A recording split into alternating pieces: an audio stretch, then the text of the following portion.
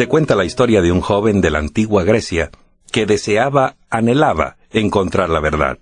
Se acercó a un anciano que era considerado como el hombre más sabio de la ciudad. El joven le preguntó: «Hombre sabio, dime por favor, ¿dónde puedo encontrar la verdad? ¿Me puedes conducir a ella?» El anciano se levantó y comenzó a andar. El joven lo siguió. Caminaron por las calles de la ciudad en dirección al mar. El anciano empezó a andar dentro del agua. Cuando el agua les llegaba a la cintura, el anciano le dijo al joven que se pusiera las manos sobre la cabeza. El anciano sumergió al joven dentro del agua. 3 veces el joven sacó la cabeza del agua en procura de aire. 3 veces el anciano volvió a sumergirlo. A la 3ª vez, el joven gritó con todas sus fuerzas. Todo lo que quería era encontrar la verdad. El sabio le contestó: «Cuando tu deseo de obtener la verdad sea tan grande como tu necesidad de aire, entonces la encontrarás». Dios no está reteniendo la verdad. El profeta Jeremías dijo: «Me buscaréis y me hallaréis, porque me buscaréis con todo vuestro corazón». Pero algunas personas están buscando la verdad por un camino equivocado. Alguien dijo: «Todos hemos nacido con un vacío con la forma de Dios». En verdad, hemos nacido con un anhelo inexpresable de algo que no tenemos. Subconscientemente, pareciera que estuviéramos buscando algo que, aunque no podemos describir, sabemos que lo queremos y necesitamos. Y en el hastío que a menudo sentimos, tratamos de llenar ese hueco con fama, fortuna, drogas, alcohol, posesiones y diversiones, solo para descubrir, al ganar el premio, que no hay satisfacción que perdure. Y puede que tarde o temprano, en una solitaria noche de insomnio, se vea acosada nuestra mente con la pregunta del antiguo profeta: ¿por qué gastáis el dinero en lo que no es pan, y vuestro trabajo en lo que no satisface? Jesús comprendía bien lo temporario de la satisfacción de poseer cosas. Dijo: «Porque la vida de uno no consiste en la abundancia de los bienes que posee». Hoy día la gente experimenta la necesidad de un poder fuera de sí misma. Pero esto no es nada nuevo. Desde que el hombre eligió su propio camino en el jardín del Edén, ha experimentado este extraño vacío que solamente Dios puede llenar. Dios permitió que en su marcha, como asendereada por el desierto, los israelitas tuvieran hambre para que así reconocieran su necesidad de Él. Dios le habló al pueblo de Israel por medio de Moisés, diciendo: «Él te humilló y te hizo sufrir hambre. Lo hizo para enseñarte que no solo de pan vivirá el hombre, sino que el hombre vivirá de toda palabra que sale de la boca de Jehová». Evidentemente Dios nos permite experimentar hambre e inquietud a fin de que lo busquemos y podamos satisfacer nuestros anhelos. En la actualidad, se observa un gran interés por toda forma de religión, con el tremendo énfasis actual en la unión de las iglesias y el deseo de derribar los muros de separación entre las denominaciones. Se les dedica mucho tiempo e interés a las diferentes formas de religión y de iglesias. Nuevas iglesias están surgiendo rápidamente en todo el mundo. Cada una insiste en ser el pueblo especial de Dios, con el mensaje de la verdad para cada habitante del mundo. Sin embargo, al considerar tal pretensión, es obvio que no todas pueden tener la verdad. Cada una de ellas dice basar sus creencias en la Biblia, pero sus enseñanzas son a veces muy diferentes. ¿Cómo puede una persona sincera elegir entre tantas religiones, sabiendo con seguridad cuál es la verdad? ¿Tiene Dios realmente un grupo especial dentro del cristianismo al cual reconoce como su iglesia hoy? Evidentemente sí, porque el apóstol Pablo escribió: «Hay un solo cuerpo y un solo espíritu, así como habéis sido llamados a una sola esperanza de vuestro llamamiento, un solo Señor, una sola fe, un solo bautismo, un solo Dios y Padre de todos». El apóstol le escribió a su joven amigo Timoteo: «Te escribo esto para que sepas cómo te conviene conducirte en la casa de Dios, que es la iglesia del Dios vivo, columna y fundamento de la verdad. El apóstol dice claramente que la iglesia de Dios es columna y apoyo de la verdad. Pero ¿cómo podemos descubrir qué iglesia tiene la verdad? Hay muchas denominaciones religiosas, demasiadas controversias y mucha confusión en la comunidad religiosa. Amigo que me escuchas, de acuerdo con las Escrituras, no era la intención que hubiera ninguna confusión. Justamente antes de su crucifixión, Jesús oró, para que todos sean una cosa, así como tú, oh Padre, en mí y yo en ti, que también ellos lo sean en nosotros, para que el mundo crea que tú me enviaste. Jesús anhelaba que el mundo fuera capaz de reconocer a sus seguidores por su unidad y amor. Cristo no quería que hubiera divisiones en la iglesia. Como el apóstol Pablo dijo, que no haya desavenencia en el cuerpo. Pero también señaló que vendría la apostasía y con ella la división. Leemos, «Tened cuidado por vosotros mismos, para pastorear la iglesia del Señor, porque yo sé que después de mi partida entrarán en medio de vosotros lobos rapaces, que no perdonarán la vida al rebaño, y que de entre vosotros mismos se levantarán hombres que hablarán cosas perversas, para descarriar a los discípulos tras ellos». Al hojear las páginas de la historia de la iglesia, descubrimos que eso es exactamente lo que sucedió. Se levantaron falsos maestros, y algunos aceptaron sus errores y dejaron la iglesia. Otros se confundieron. Se fueron alejando gradualmente de las enseñanzas de Jesús.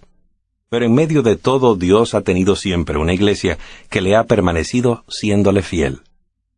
Algunos dirán, nos llevaría toda una vida estudiar las enseñanzas de cada religión para descubrir cuál es la verdadera iglesia de Dios. Pero hay un camino más sencillo, el camino de Dios.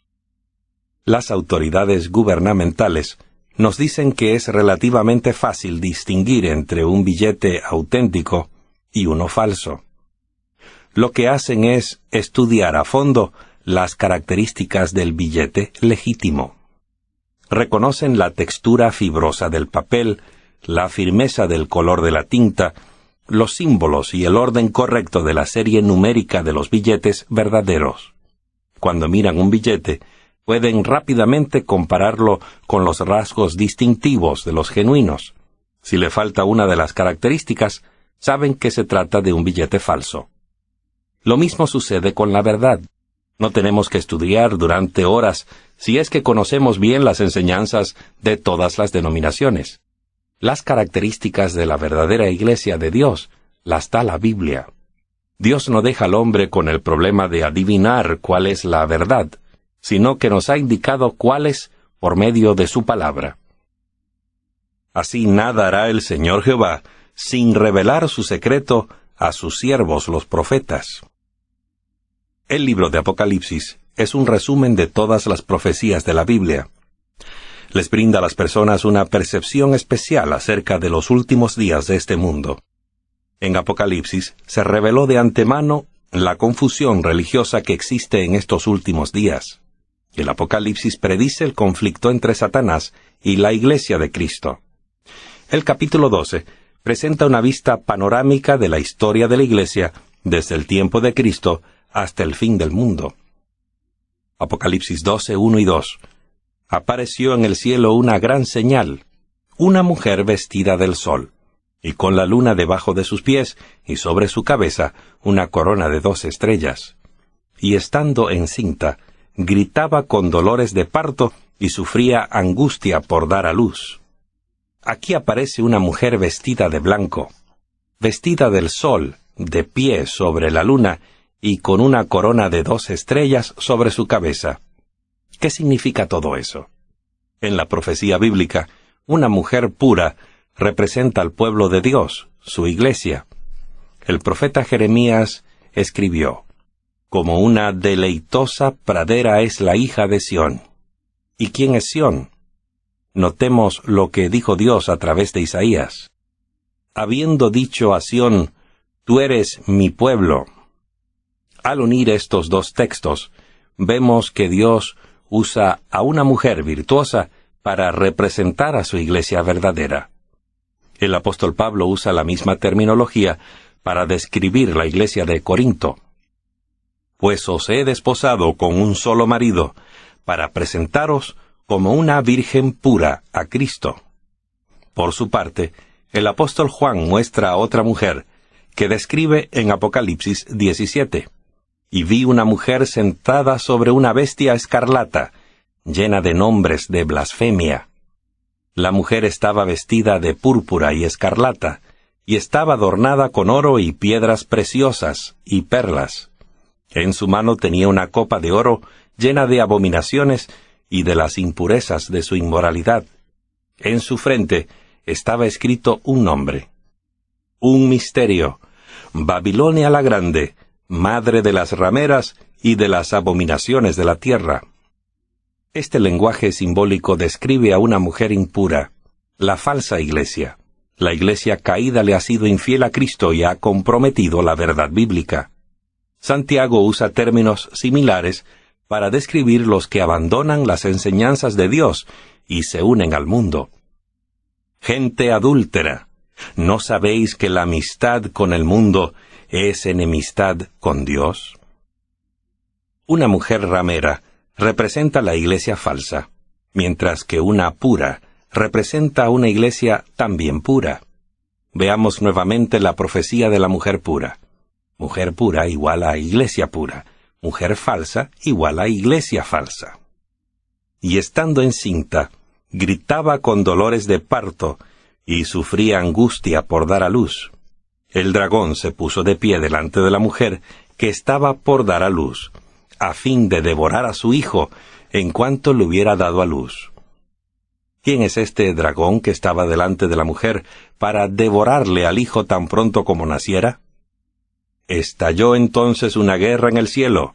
Miguel y sus ángeles pelearon contra el dragón, y el dragón y sus ángeles pelearon, pero no prevalecieron, ni fue hallado más el lugar de ellos en el cielo. Y fue arrojado el gran dragón, la serpiente antigua, que se llama Diablo y Satanás, el cual engaña a todo el mundo. Fue arrojado a la tierra, y sus ángeles fueron arrojados junto con él. Apocalipsis también describe a ese hijo. Ella dio a luz un hijo varón, que ha de guiar todas las naciones con cetro de hierro, y su hijo fue arrebatado ante Dios y su trono. Solamente un hijo en la historia de este mundo iba a regir a todas las gentes con vara de hierro, y fue arrebatado para Dios y su trono. Ese hijo fue Jesús. Hablando de Cristo, en su segunda venida, declaró el apóstol: de su boca sale una espada aguda para herir con ella a las naciones, y él las guiará con cetro de hierro. Apocalipsis 19:15. El apóstol Pablo nos dice cómo fue Jesús arrebatado para Dios y su trono, cuando Dios lo resucitó de entre los muertos y le hizo sentar a su diestra en los lugares celestiales. La guerra que se inició en el cielo se desplazó a este mundo. Obrando a través de la Roma pagana, Satanás trató de quitarle la vida a Jesús tan pronto como nació. Herodes, el gobernador romano, decretó que debía matarse a todos los niños, varones hasta la edad de 2 años. Pero un ángel les avisó a María y a José que debían huir con Jesús a Egipto. El diablo tentó a Jesús durante su ministerio, esperando obstaculizar el plan de Dios para salvar nuestro mundo caído. El cuerpo de Cristo colgaba de la cruz, y Satanás pensaba que había ganado la batalla. Pero la tumba vacía fue ciertamente la derrota de Satanás. Cristo resucitó y ascendió al trono de su Padre. La profecía se cumplió con exactitud, justamente como se había predicho. Al fracasar en el intento de destruir al Hijo de Dios, Satanás dirigió su ira hacia la mujer, es decir, la iglesia cristiana. Todos, excepto uno de los discípulos de Cristo, sufrieron el martirio. Si usted quisiera lastimar a un padre o madre, ¿cómo podría herirlo más? Lastimando a sus hijos. Satanás no podía ya tocar a Jesús. Él ya estaba en el cielo. por lo que atacó fieramente a los seguidores de Jesús. El apóstol Pablo fue decapitado fuera de los muros de Roma. Los cristianos fueron torturados y lanzados en calabozos. Muchos de ellos sellaron su testimonio con sangre.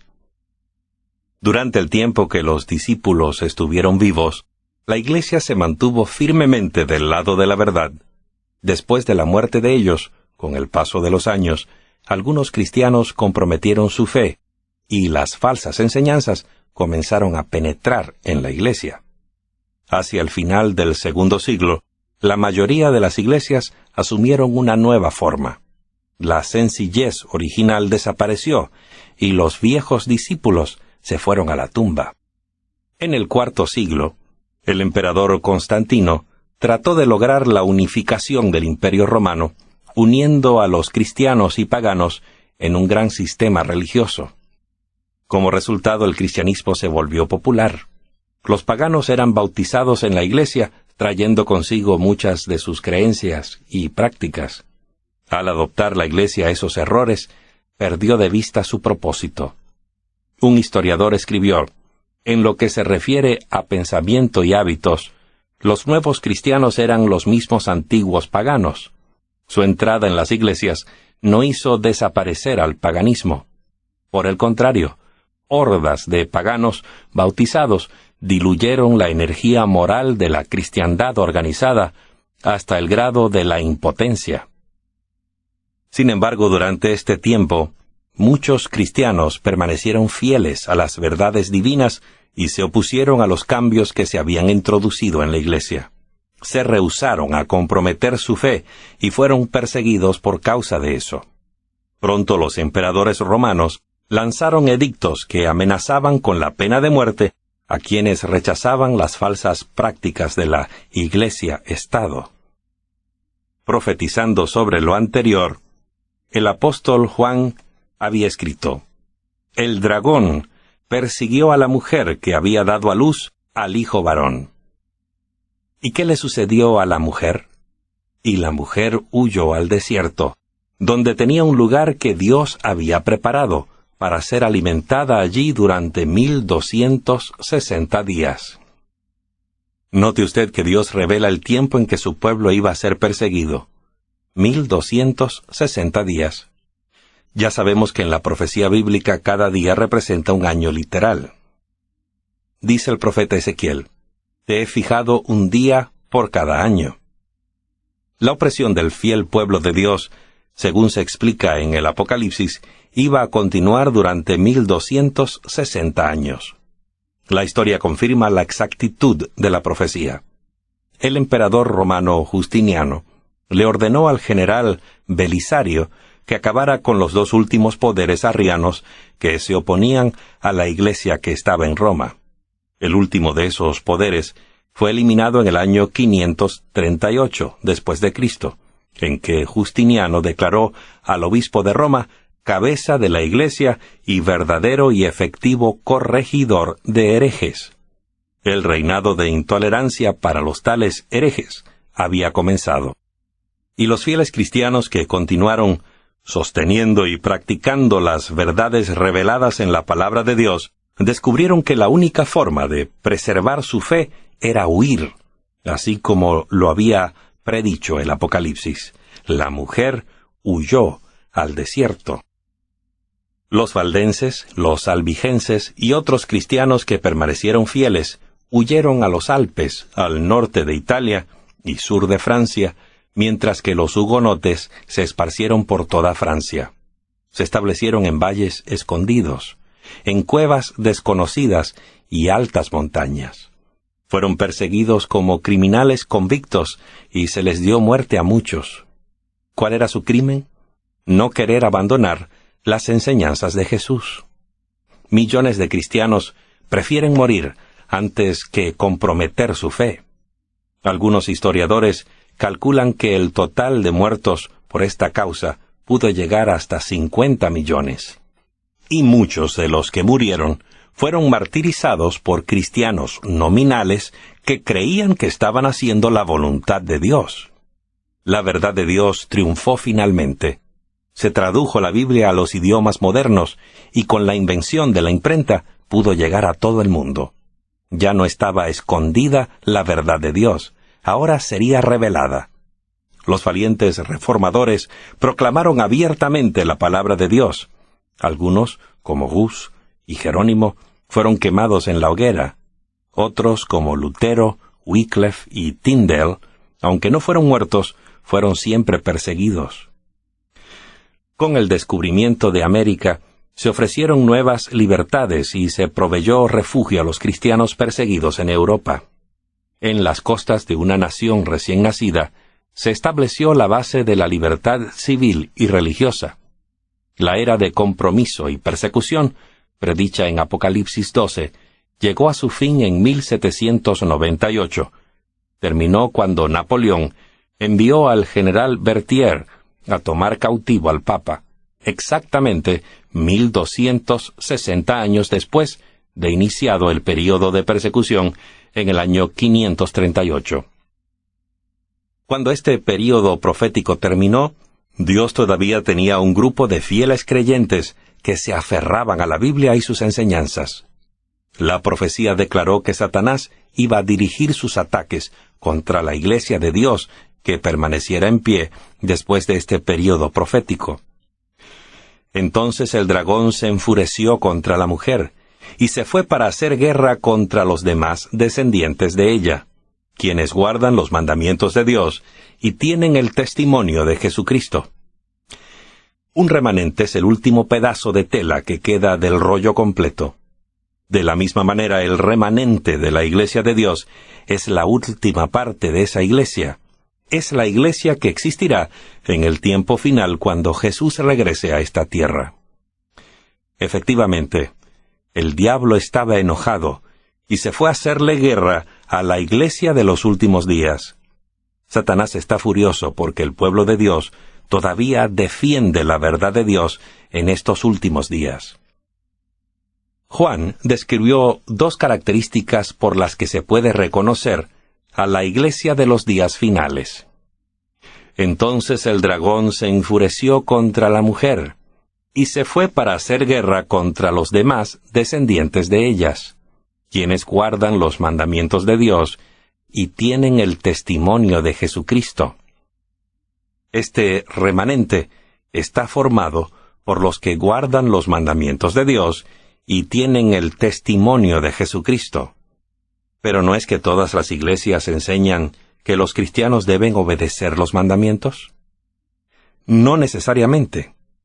Muchas iglesias, por el contrario, les enseñan a sus miembros, ya sea de un modo o de otro, a desobedecer algunas de las instrucciones de Dios. Por ejemplo, en algunas congregaciones se enseña a rendirles adoración a las imágenes. Otras descuidan lo sagrado del nombre de Dios. Y la mayoría de las religiones del mundo ha perdido de vista el monumento recordativo de la creación, descrito en el cuarto mandamiento. Acuérdate del día del sábado para santificarlo. 6 días trabajarás y harás toda tu obra, pero el séptimo día será sábado para Jehová tu Dios. El remanente de Dios, o Iglesia de los últimos días, no solamente iba a guardar los mandamientos de Dios, sino que además, dice la profecía, tiene el testimonio de Jesucristo. Apocalipsis 19:10 dice, el testimonio de Jesús es el espíritu de la profecía. La Iglesia de Dios de los días postreros tendrá los dones del Espíritu, entre ellos el espíritu de profecía. Más adelante estudiaremos detalladamente este don especial. Dios brinda otras características para ayudarnos en nuestra búsqueda de su Iglesia de los últimos días. Su pueblo estará comprometido en la misión de dar el mensaje del Evangelio al mundo, pues Jesús le dio esa comisión. Por tanto, id y haced discípulos a todas las naciones, bautizándoles en el nombre del Padre, del Hijo y del Espíritu Santo, y enseñándoles que guarden todas las cosas que os he mandado. Y aquí yo voy con vosotros todos los días, hasta el fin del mundo. El mandamiento de predicar el Evangelio eterno en todo el mundo está simbolizado en Apocalipsis 14 por los 3 ángeles que vuelan por el cielo. La primera parte de este triple mensaje enfatiza 2 grandes verdades que deben ser anunciadas a todos. Vi a otro ángel que volaba en medio del cielo, que tenía el Evangelio eterno para predicarlo a los que habitan en la tierra, a toda nación y raza y lengua y pueblo. Decía a gran voz: Temed a Dios y dadle gloria, porque ha llegado la hora de su juicio. Adorad al que hizo los cielos y la tierra, y el mar y las fuentes de las aguas. Esta es una advertencia para todos los que viven en este mundo en los últimos días de su historia, para que recuerden que el día de su juicio ha llegado. Es también un recordativo del poder creador de Dios, el 7º día, o sea, el sábado. La segunda parte de este triple mensaje se encuentra en el verso 8. Y siguió otro ángel, un segundo, diciendo: Ha caído Babilonia la grande. Todas las naciones habían bebido del vino de la furia de su inmoralidad. Este mensaje llama al pueblo verdadero de Dios a separarse del confundido mundo religioso. Le llama su atención hacia la apostasía reinante. El último y más solemne llamamiento da en la tercera parte de esta profecía. Y siguió otro ángel, un tercero, diciendo a gran voz: Si alguno adora a la bestia y a su imagen, y recibe su marca en la frente o en la mano, él también beberá del vino del furor de Dios. El mundo debería ser advertido contra el culto a la bestia y a su imagen, y contra recibir su marca.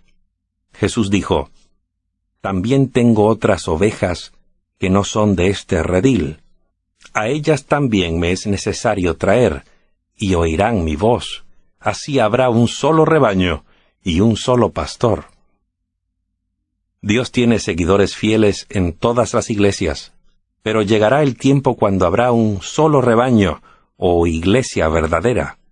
Jesús dijo que sus ovejas serían llamadas de esos otros rediles que no han seguido cuidadosamente las enseñanzas de la palabra de Dios. Juan el Revelador advirtió solemnemente: Oí otra voz del cielo que decía: Salid de ella, pueblo mío, para que no participéis de sus pecados y para que no recibáis sus plagas. Los fieles seguidores de Dios serán llamados a salir fuera de los errores religiosos que existirán en el tiempo del fin. Y la Biblia describe a esas personas que serán llamadas a salir de la confusión religiosa que habrá justamente antes del retorno de Jesús. Así las describe: Aquí está la perseverancia de los santos, quienes guardan los mandamientos de Dios y la fe de Jesús. Y miré, y aquí una nube blanca, y sobre la nube estaba sentado uno semejante al Hijo del Hombre. Tenía en su cabeza una corona de oro, y en su mano una hoz afilada. Repasemos ahora brevemente algunas de las características distintivas de la Iglesia de Dios de los últimos días, según fueron indicadas en la Biblia. La Iglesia remanente de Dios iba a aparecer después del período de terrible persecución que terminó en 1798. Tendrá la fe de Jesús, lo cual la lleva a guardar todos los mandamientos de Dios. Proclamará los mensajes especiales de advertencia a todo el mundo, con el fin de preparar un pueblo para el retorno de Jesús. Tendrá los dones del Espíritu, incluso de la profecía. A primera vista, todas las iglesias podrán parecer lo mismo. Pero al estudiar la descripción que Dios hace en la Biblia de la iglesia genuina, es fácil eliminar a las que no tienen esas características bíblicas. Entre la confusión que reina hoy en el mundo religioso, tal vez usted haya estado tratando de elegir la iglesia de Dios del tiempo final. Pero el caso es que no puede haber sino una sola iglesia verdadera.